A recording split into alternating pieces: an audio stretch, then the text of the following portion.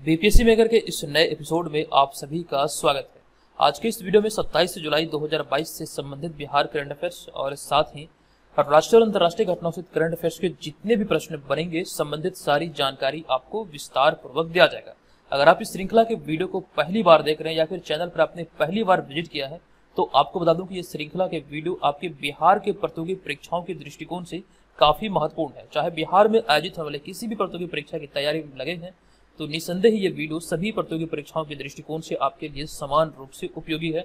वैसे परीक्षाएं जो खास करके बिहार में आयोजित होती है तो रेगुलर बेसिस पर आप यहाँ पर इस सीरीज को फॉलो कीजिए, यहाँ से आपकी बहुत हेल्प होने वाली है।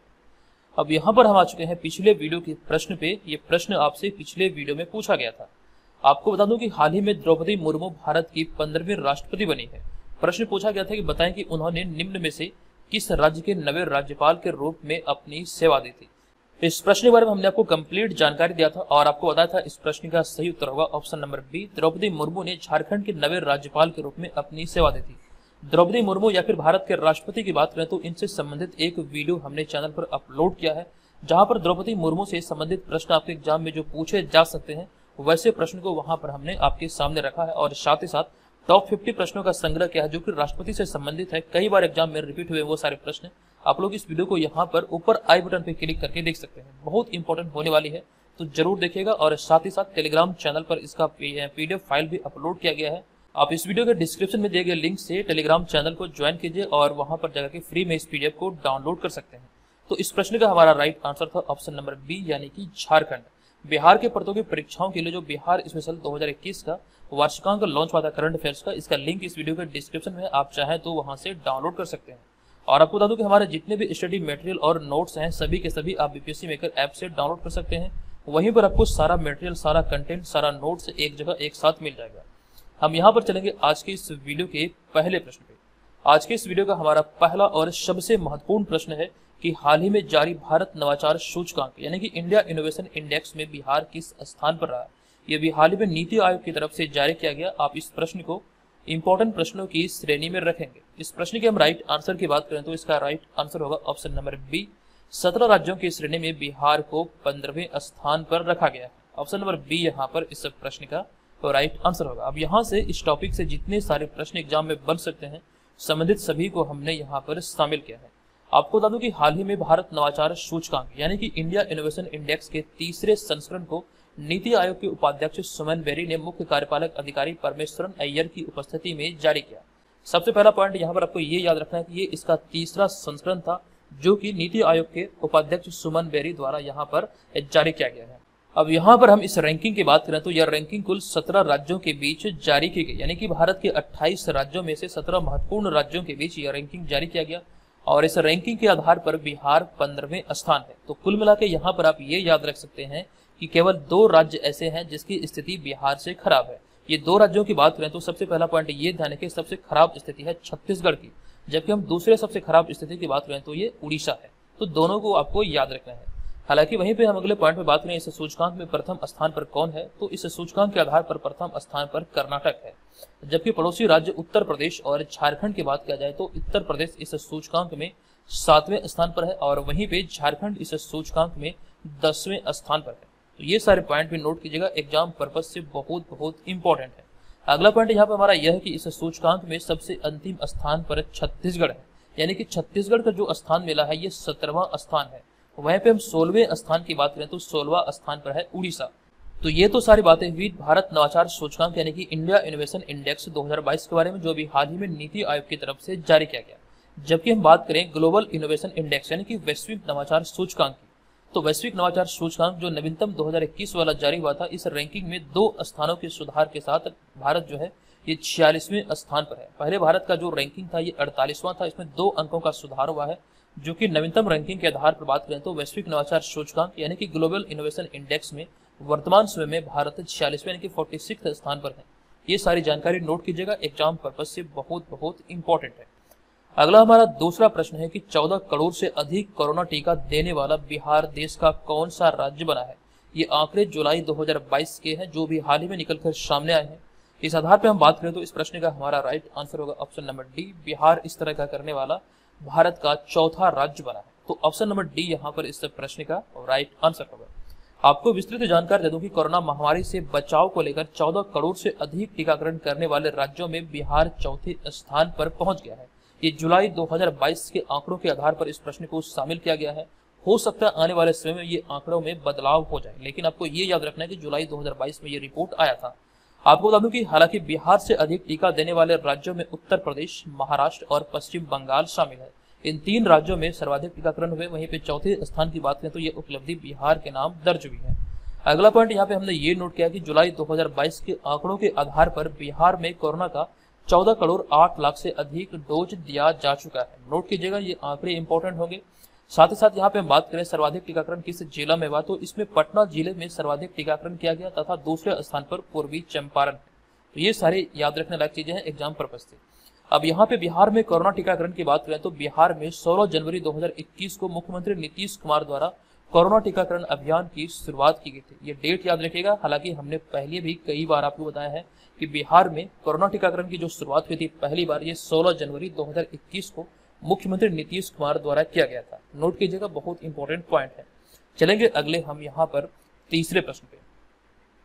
ये तीसरा प्रश्न है कि हाल ही में मुख्यमंत्री नीतीश कुमार द्वारा किस वर्ष तक हर खेत में सिंचाई निश्चय योजना को पूरा करने का निर्देश दिया गया है।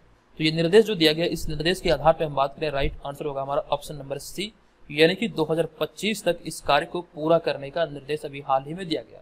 आपको जानकारी दे दूं कि हाल ही में बिहार के मुख्यमंत्री नीतीश कुमार ने अधिकारियों को हर खेत तक सिंचाई निश्चय योजना को हर हाल में 2025 तक पूरा करने और राज्य के अंदर नदियों को जोड़ने की दिशा में तेजी से काम करने का निर्देश दिया है। ये निर्देश अभी हाल ही में भी कैबिनेट बैठक में दिया गया। आपको ध्यान रखना, ये आंकड़ा आपको याद रखना है कि 2025 तक ये लक्ष्य है कि हर खेत तक पानी पहुंचाया जाए। ये बिहार सरकार की एक योजना है जिसको लेकर अभी तीव्र गति से इसको कह सकते हैं संचालित करने के लिए ये निर्देश बिहार के मुख्यमंत्री द्वारा दिया गया। और साथ साथ ये भी ध्यान रखिए कि हाल ही में बांका, जमुई, भागलपुर, औरंगाबाद, कैमूर जैसे जिलों में आवश्यकतानुसार चेक डैम के निर्माण कराने का भी निर्देश जारी किया गया है। अब यहाँ पे देखिए हमने लिखा था नदी जोड़ने की दिशा में तेजी से काम करने का निर्देश दिया गया है। नदी जोड़ो योजना की बात आती है तो बिहार की जो पहली नदी जोड़ो योजना है, तो इसके तहत इसी साल बूढ़ी गंडक और बागमती नदी को जोड़ा जाएगा, जो कि बिहार की पहली नदी जोड़ो योजना है। बिहार सरकार की कह सकते हैं एक बाढ़ पर काबू पाने के लिए सिंचाई को बेहतर तरीके से संचालित करने के लिए एक योजना है नदी जोड़ो योजना, और इसको लेकर के इस वर्ष यानी कि इसी साल बूढ़ी गंडक और बागमती नदी को जोड़ा जाएगा, जो कि ये नदी जोड़ो योजना के अंतर्गत ये पहला नदी जोड़ो मतलब कार्यक्रम होगा। ये चीजें आपको ध्यान रखना है। जबकि वर्तमान समय में बिहार राज्य जल संसाधन मंत्री की बात करें तो संजय कुमार झा वर्तमान में बिहार राज्य जल संसाधन मंत्री है, जबकि गजेंद्र सिंह शेखावत केंद्रीय जल संसाधन, नदी विकास और गंगा संरक्षण मंत्री। तो ये सारे पॉइंट को यहाँ से आपको ध्यान रखना है। बिहार से संबंधित जो मंत्रिमंडल है, हो सकता है यहाँ से भी आपके एग्जाम में प्रश्न पूछे जाए, तो ये सारी चीजों को आपको यहाँ से याद रखेंगे। अगर हम बात करें भवन निर्माण मंत्री की, तो बिहार में भवन निर्माण मंत्री हैं अशोक कुमार चौधरी। जबकि बात करें सड़क परिवहन मंत्री की, तो बिहार में जो सड़क परिवहन मंत्री हैं ये है नितिन नवीन। जबकि हम केंद्र में अगर बात करें सड़क परिवहन और राजमार्ग मंत्री की, तो ये नितिन गडकरी। तो इस तरह से सभी चीजों को नोट करेंगे तो अच्छा रहेगा। हो सकता है यहाँ से एग्जाम में प्रश्न बने तो आपका एक प्रश्न आसानी से सॉल्व हो जाएगा। अगला होगा हमारा यहाँ पर चौथा प्रश्न। ये प्रश्न के हाल ही में बिहार के उप मुख्यमंत्री तारकिशोर प्रसाद ने कितने जिलों में गौशाला खोले जाने का निर्देश जारी किया है। तो इस प्रश्न का हमारा राइट आंसर होगा ऑप्शन नंबर ए, 5 जिलों में। आपको जानकारी दे दूं कि हाल ही में बिहार के उप मुख्यमंत्री शाह वित्त मंत्री तारकिशोर प्रसाद ने बिहार के 5 जिलों में गौशाला खोलने का निर्देश जारी किया है।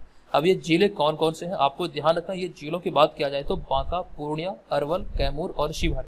अब ये गौशाला खोलने के पीछे के उद्देश्य की बात करें तो इसका उद्देश्य लावारिस पशुओं के सड़क पर पॉलिथीन व गंदगी खाने से उनके स्वास्थ्य पर पड़ने वाले प्रतिकूल प्रभाव को रोकना है और गौशाला में गायों के रहने के लिए उचित वातावरण मुहैया कराना इसका उद्देश्य है। जिस उद्देश्य को लेकर अभी हाल ही में बिहार के उप मुख्यमंत्री शाह वित्त मंत्री तारकिशोर प्रसाद द्वारा ये घोषणा किया गया या फिर ये निर्देश जारी किया गया। तो ये सारे पॉइंट ध्यान रखिएगा। और साथ साथ आपको ये बता दूं कि वर्तमान में बिहार में 2 उप मुख्यमंत्री हैं, एक है तारकिशोर प्रसाद, एक है रेणु देवी। दोनों को यहाँ से आपको ध्यान रखना है। नेक्स्ट होगा हमारा यहाँ पर 5वां प्रश्न। लेकिन उससे पहले हम लोग चर्चा कर रहे थे बिहार के प्रश्नों की। तो बिहार से संबंधित ये बेसिक से फैक्ट है, हालांकि ये बहुत इंपॉर्टेंट है, आपको एग्जाम में पूछे जा सकते हैं। कई बार यहाँ से आपको कंफ्यूजन होता है, आप चाहें तो इसका स्क्रीनशॉट ले सकते हैं या फिर वीडियो को पॉज करके इसका रिवाइज कर लीजिए। चीजों को अगर बार बार देखते हैं तो ये कंफ्यूजन आपका समाप्त होता है और आप इसे लंबे समय तक के लिए याद रखते हैं। तो अपनी सुविधा के अनुसार आप चाहें तो इसका स्क्रीनशॉट ले सकते हैं। अब यहाँ पर हम चलेंगे आज के इस वीडियो के अगले 5वें प्रश्न पे। ये पांचवा प्रश्न है कि हाल ही में भारत और किस देश के बीच न्यायिक सहयोग के लिए एक समझौता ज्ञापन पर हस्ताक्षर करने की मंजूरी दी गई है। आप इस प्रश्न को महत्वपूर्ण प्रश्नों की श्रेणी में रखेंगे क्योंकि ये प्रश्न आपके लिए वास्तव में महत्वपूर्ण है। आपको जानकारी दे दूं, इस प्रश्न का राइट आंसर होगा ऑप्शन नंबर बी, यानी कि मालदीव। विदेश मंत्री एस जयशंकर के अनुसार पड़ोसी पहले नीति के तहत कैबिनेट ने भारत और मालदीव के बीच न्यायिक सहयोग के लिए एक समझौता ज्ञापन पर हस्ताक्षर करने को मंजूरी दी है। तो यहाँ से आपको ये ध्यान रखना है कि किस देश के साथ ये समझौता किया जाएगा। तो आपको ध्यान रखना मालदीव इस प्रश्न का राइट आंसर होगा। जबकि यहाँ पर एक पॉइंट ये भी ध्यान रखें कि न्यायिक सहयोग के लिए जो समझौता ज्ञापन पर कैबिनेट से सहमति मिली है हस्ताक्षर के लिए, ये पड़ोसी पहले नीति के तहत ये ज्ञापन को मंजूरी मिली है। ये आपको यहाँ से ध्यान रखना है। भारत सरकार की एक योजना है या फिर एक नीति है पड़ोसी पहले नीति, इस बारे में भी हम लोग जानेंगे। लेकिन उससे पहले आपको बता दूं, यह समझौता ज्ञापन पर हस्ताक्षर करने की जो मंजूरी मिली है, इसका उद्देश्य क्या है, इससे क्या मतलब फायदा होने वाला है भारत को। तो आपको जानकारी दे दूं कि इससे अदालत के डिजिटलीकरण में तेजी आएगी और साथ साथ दोनों देशों में IT कंपनियों और स्टार्टअप की संभावनाओं को बढ़ावा मिलेगा, जिसको लेकर अभी हाल ही में ये समझौता ज्ञापन पर हस्ताक्षर करने की मंजूरी दी गई है। और यहाँ पे हमने चर्चा किया था पड़ोसी पहले नीति की। तो भारत की पड़ोसी पहले नीति का मुख्य लक्ष्य भारतीय उपमहाद्वीप के देशों के बीच सहयोग और रिश्तों को मजबूत बनाना है, जो कि भारत सरकार की एक नीति है। आपको इसे ध्यान रखना है। अब यहाँ पे हमने आगे लिखा कि इस क्षेत्र में भारत और अन्य देशों के बीच हस्ताक्षरित यह 8वां समझौता होगा, जो कि मालदीव के साथ ये समझौता करने को लेकर कैबिनेट से मंजूरी मिली है। तो ऐसे में आपको ये ध्यान रखना कि इस क्षेत्र में भारत का ये 8वां समझौता होगा, जो कि मालदीव के साथ होगा। ये पड़ोसी पहले नीति के तहत ये समझौता होगा। चलिए अब यहाँ पर हम चलेंगे अगले छठे प्रश्न पे। ये छठा प्रश्न है कि beyond the mystery well temple tales of Uttarakhand. Beyond the mystery well temple tale of Uttarakhand पुस्तक का हाल ही में विमोचन किया गया। इसके लेखक कौन है? इंपॉर्टेंट प्रश्न है और इस प्रश्न का हमारा राइट आंसर होगा ऑप्शन नंबर ए, यानी कि आराधना जौहरी। विस्तृत जानकारी आपको दे दूं कि हाल ही में उत्तराखंड के मुख्यमंत्री पुष्कर सिंह धामी द्वारा beyond the mystery well temple tales of Uttarakhand नामक पुस्तक का विमोचन किया गया। इस पुस्तक की लेखिका की बात करें तो इस पुस्तक की लेखिका सेवानिवृत्त IAS अधिकारी आराधना जौहरी है। आप यहाँ पर इस पुस्तक के कवर को इस इमेज के माध्यम से देख सकते हैं। आपको ध्यान रखना, इस पुस्तक की लेखिका है आराधना जौहरी, जो कि एक सेवानिवृत्त IAS अधिकारी है। इस पुस्तक में उत्तराखंड के कई मंदिरों के बारे में चर्चा की गई और साथ ही साथ उनके इतिहास की रूपरेखा को दर्शाया गया है। यानी कि इस पुस्तक के विषय वस्तु की बात करें तो इस पुस्तक में मंदिरों की चर्चा की गई, जो कि उत्तराखंड में स्थित महत्वपूर्ण मंदिर है, उसके इतिहास का वर्णन इसमें किया गया है, दर्शाया गया है। कुछ समय पहले उत्तराखंड के बारे में हमने आपको एक जानकारी दिया था कि नई शिक्षा नीति 2020 को लागू करने वाला पहला राज्य बना है उत्तराखंड। जो प्राथमिक शिक्षा में नई शिक्षा नीति 2020 को लागू किया गया है, तो ऐसा पहल करने वाला भारत का जो उत्तराखंड राज्य है, ये कह सकते हैं पहला राज्य बना है। और उत्तराखंड के मुख्यमंत्री पुष्कर सिंह धामी मई 2022 में बने थे और ये उत्तराखंड के 12वें मुख्यमंत्री हैं। अब यहाँ पर अगले 2 पॉइंट में हमने आपको जानकारी दिया कि हाल ही में धृति शाह द्वारा लिखित पुस्तक the resilient entrepreneurs strategies to startup for success का विमोचन किया गया। साथ ही साथ प्रार्थना बत्रा द्वारा लिखित getting the bread the JNZ way to success पुस्तक का भी विमोचन किया गया था। हालांकि इसके बारे में जानकारी हमने आपको पहले दे दिया था। अब यहाँ पे हमारा अगला होगा 7वां प्रश्न। ये प्रश्न है कि हाल ही में फिक्की ने, जो उद्योग संगठन फिक्की है, तो फिक्की ने चालू वित्त वर्ष में भारत के विकास दर के अनुमान को घटाकर कितने प्रतिशत कर दिया है? तो इस प्रश्न का हमारा राइट आंसर होगा ऑप्शन नंबर ए, यानी कि इसे घटाकर 7% किया गया है। विस्तृत जानकारी आपको दे दूं कि भारत के उद्योग संगठन फिक्की ने चालू वित्त वर्ष 2022 में देश यानी कि भारत के विकास दर के अनुमान को 7.4 से घटाकर 7% कर दिया है। नोट कीजिएगा, ये पहले 7.4 का आकलन किया गया था, लेकिन जुलाई 2022 में जो रिपोर्ट आई, इस रिपोर्ट के आधार पर इसे घटाकर कर दिया गया 7%। अभी हाल ही में 2-3 दिन पहले हमने आपको जानकारी दिया था ADB के बारे में, यानी कि एशियन डेवलपमेंट बैंक के बारे में। तो एशियन डेवलपमेंट बैंक ने भारत के विकास दर के अनुमान को घटाकर 7.2% कर दिया है। ये भी जानकारी बहुत महत्वपूर्ण है, ये भी आपको नोट करना है। एशियन डेवलपमेंट बैंक की बात है तो इसका जो मुख्यालय है ये मनीला फिलीपींस में है। अब यहाँ पर फिक्की के बारे में हमने एक्स्ट्रा फैक्ट को शामिल किया कि फिक्की की जो स्थापना है ये कब हुई थी। तो उद्योग संगठन फिक्की की जो स्थापना हुई थी ये 1927 में हुई थी। इसका मुख्यालय नई दिल्ली में है। महासचिव है दिलीप चेनाय और वर्तमान अध्यक्ष की बात करें तो संजीव मेहता और उदय शंकर वर्तमान में फिक्की के अध्यक्ष हैं। अब यहाँ पर अगले पॉइंट में या फिर अगले स्लाइड में हमने भारत के लिए जो आकलन किया गया है वित्तीय संस्था के द्वारा GDP ग्रोथ रेट का, वो संबंधित जानकारी यहाँ पर हमने शामिल किया है। तो नवीनतम रिपोर्ट के आधार पर हम बात करें तो 2 आंकड़े आपको यहाँ पर देखने को मिलेगा वित्त वर्ष 2022-23 के लिए। तो रेटिंग एजेंसी क्रिसिल के अनुसार हम बात करें तो ये 7.3 का आकलन किया गया है। लेकिन वहीं पे हम बात करें चालू वित्त वर्ष 2022 में फिक्की के अनुसार ये आकलन की, तो फिक्की ने 7.4 से घटाकर, यहाँ पर हमने आपको पीछे बताया था ये 7.4 से घटाकर 7% कर दिया है। तो नोट कीजिएगा फिक्की के आधार पर ये 7% है। जबकि वहीं पे हम बात करें एशियन डेवलपमेंट बैंक यानी कि एशियाई विकास बैंक के बारे में, तो ये 7.2% का आकलन किया गया। ये भी जानकारी यहाँ पर आपने देखा होगा 7.2% किया गया है। तो सभी चीजें आपके एग्जाम के दृष्टिकोण से महत्वपूर्ण है। नोट कीजिएगा आपके एग्जाम में पूछे जाने की यहाँ से प्रबल संभावना बनती है। टॉपिक जो है ये एक प्रकार से हॉट टॉपिक की श्रेणी में आता है। ये चालू वित्त वर्ष या फिर वित्तीय वर्ष के लिए जो आकलन होता है विभिन्न संस्था के द्वारा यहाँ से प्रश्न पूछे जाते हैं, अक्सर पूछे गए हैं। अब यहाँ पर आगे बढ़ने से पहले आपको एक जानकारी दे दूं, जो लोग घर बैठे 67th बीपीएससी प्रीलिम्स की तैयारी में लगे हैं तो बीपीएससी मेकर ऐप पर आप ऑनलाइन टेस्ट सीरीज में पार्टिसिपेट कर सकते हैं।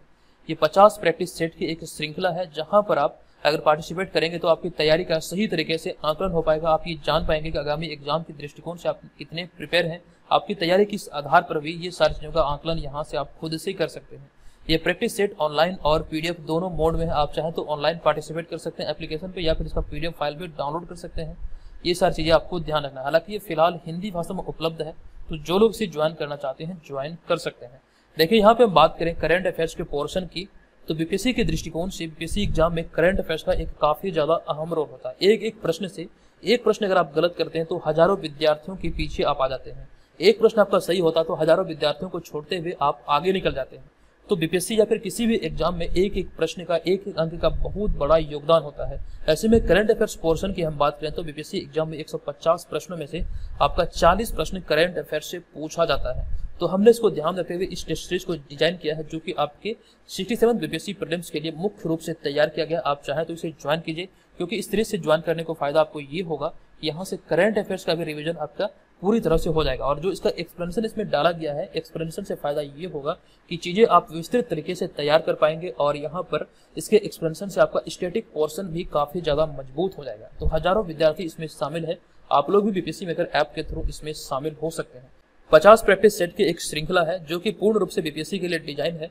ये फुल लेंथ प्रैक्टिस पेपर है, और इसका जो फी है ये केवल और केवल 99 रुपया, यानी कि एक प्रैक्टिस सेट के लिए आपको केवल और केवल 2 रुपया देना है, जहां पर आपको ऑनलाइन मोड में टेस्ट मिलेगा और इस साथ साथ इसका पीडीएफ फाइल भी मिलेगा। आप चाहें तो प्रिंट करके भी इसे टेस्ट दे सकते हैं। तो सुविधा आपके हाथ में है। अगर आप घर बैठे एग्जाम की तैयारी में लगे हैं तो निस्संदेह इसे ज्वाइन कीजिएगा, बहुत ज्यादा आपको फायदा होने वाली है।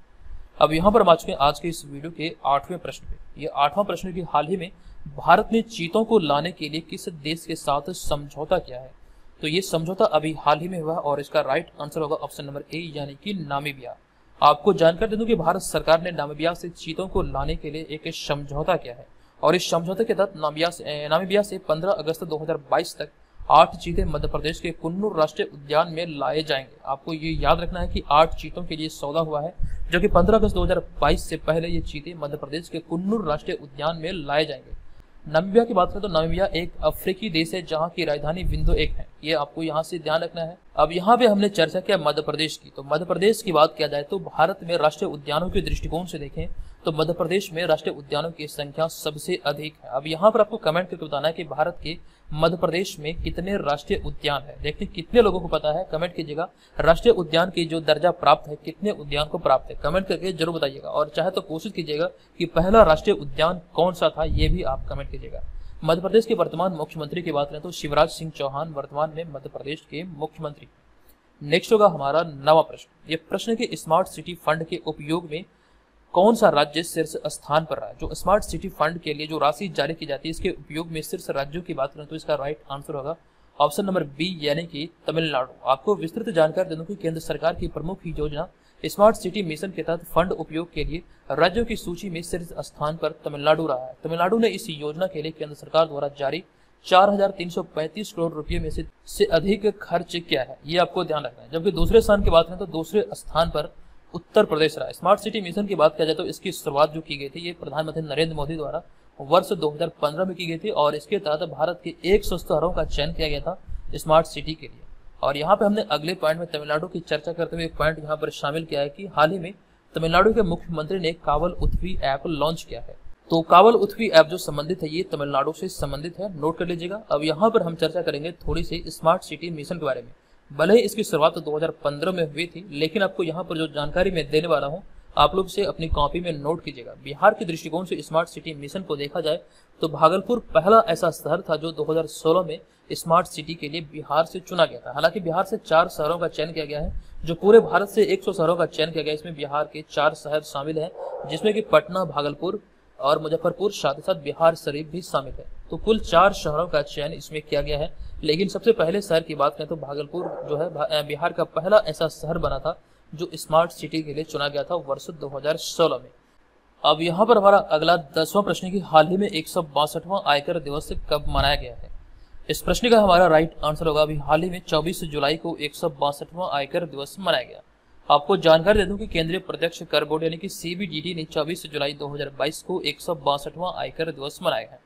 अब यहाँ पर अगले पॉइंट में हमने आपको एक जानकारी दिया कि भारत में पहली बार 24 जुलाई 1860 को आयकर पेश किया गया था। इसका उद्देश्य स्वतंत्रता के पहले युद्ध के दौरान ब्रिटिश शासन द्वारा किए गए नुकसान की भरपाई करना था, जिसको लेकर पहली बार 24 जुलाई 1860 में आयकर पेश किया गया था। ऐसे में यहाँ पर आपको ये ध्यान रखना है कि 24 जुलाई 2022 को 162वां आयकर दिवस मनाया गया है। अब यहाँ पर हमारा अगला होगा 11वां प्रश्न। ये प्रश्न की हाल ही में 68वें राष्ट्रीय फिल्म पुरस्कार में किस फिल्म को सर्वश्रेष्ठ पुरस्कार प्रदान किया गया। तो राइट आंसर होगा हमारा ऑप्शन नंबर सी, यानी कि सोराराई पोट्रू को सर्वश्रेष्ठ फिल्म का पुरस्कार प्रदान किया गया। आपको जानकारी दे दूं कि हाल ही में वर्ष 2020 के लिए घोषित 68वें राष्ट्रीय फिल्म पुरस्कार में तमिल भाषा की फिल्म सोराराई पोट्रू को सर्वश्रेष्ठ फिल्म का पुरस्कार दिया गया। जबकि वहीं पे अगले पॉइंट में बात करें सर्वश्रेष्ठ अभिनेता की, तो सर्वश्रेष्ठ अभिनेता का पुरस्कार अजय देवगन और सूर्या को दिया गया। आप दोनों को यहाँ पर इस इमेज में देख सकते हैं। अजय देवगन को जो फिल्म आई थी तानाजी, उन्हीं के लिए सर्वश्रेष्ठ अभिनेता का पुरस्कार दिया गया। अब यहाँ पर अगले पॉइंट में बात करें सर्वश्रेष्ठ हिंदी फिल्म की, तो सर्वश्रेष्ठ हिंदी फिल्म की कैटेगरी में जो ये अवार्ड मिला है, ये तुलसीदास जूनियर को यह पुरस्कार दिया गया है। तो नोट कीजिएगा, ये सारे कुछ एक्स्ट्रा फैक्ट हैं जो कि बहुत महत्वपूर्ण है। हालांकि और भी कई सारे प्रश्न यहाँ से बन सकते हैं, तो समय समय पर मैं आपको इसके बारे में अपडेट करता रहूंगा। अगला होगा यहाँ पर हमारा 12वां प्रश्न। ये प्रश्न की हाल ही में किसे डैनियल अवार्ड 2022 से सम्मानित किया गया। ये प्रश्न बहुत इंपॉर्टेंट हो सकता है। इस प्रश्न के राइट आंसर की बात करें तो इसका राइट आंसर होगा ऑप्शन नंबर सी, यानी कि KP कुमारन।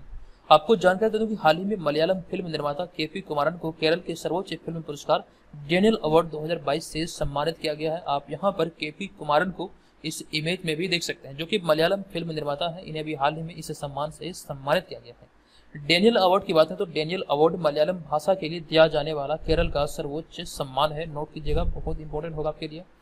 अब यहाँ पर अगले 2 पॉइंट में हम आपको जानकारी दिया कि हाल ही में मिशेल पूनावाला को प्रतिष्ठित शिरोमणि पुरस्कार प्रदान किया गया और साथ साथ रामदरस मिश्र को 31वीं सरस्वती सम्मान से सम्मानित किया गया। ये दोनों प्रश्नों के बारे में हमने आपको कंप्लीट जानकारी पहले ही दे दिया था। आई होप कि आपको ये सारी चीजें याद होगी। अब यहाँ पर हम चलेंगे आज के इस वीडियो के प्रश्न की ओर, लेकिन उससे पहले आपको जानकारी दे दूं कि बीपीएससी मेकर ऐप पर बिहार SSC CGL 3 एग्जाम के लिए ऑनलाइन टेस्ट सीरीज चला जा रहा है। ऑनलाइन टेस्ट सीरीज के इस कोर्स में आपको ये तमाम मटेरियल उपलब्ध कराया जा रहा है। जो लोग इच्छुक हैं, जो लोग फॉर्म भरे हैं, अगर घर बैठे रहकर तैयारी कर रहे हैं, तो इसे जरूर ज्वाइन कीजिएगा। ये आपके लिए बहुत ज्यादा फायदेमंद साबित होने वाला है। और इसी प्रकार से जो 67 बीपीएससी प्रीलिम्स के लिए था, उसे भी आप लोग ज्वाइन कर सकते हैं। हालांकि इसकी जानकारी हमने कुछ देर पहले भी आपको दे चुका है। अब चलते हैं आज की इस वीडियो के प्रश्न की ओर। ये प्रश्न है कि हाल ही में जारी हैंडले पासपोर्ट इंडेक्स में भारतीय पासपोर्ट कितने स्थान पर रहा है। कंप्लीट जानकारी यहाँ से दिया गया था। आप चाहें तो सभी चीजों को विस्तार से कमेंट बॉक्स में लिख सकते हैं। देखिए कितने लोग यहाँ पर संबंधित सारी जानकारी विस्तार पूर्वक लिखते हैं। तो दोस्तों आज के इस वीडियो में इतना ही। मिलेंगे नेक्स्ट वीडियो में। अगर आपको वीडियो से हेल्प मिली हो तो प्लीज वीडियो को लाइक करें, चैनल को सब्सक्राइब करके हमें सपोर्ट जरूर करें। चलिए मिलेंगे नेक्स्ट वीडियो में, तब तक के लिए धन्यवाद। जय हिंद।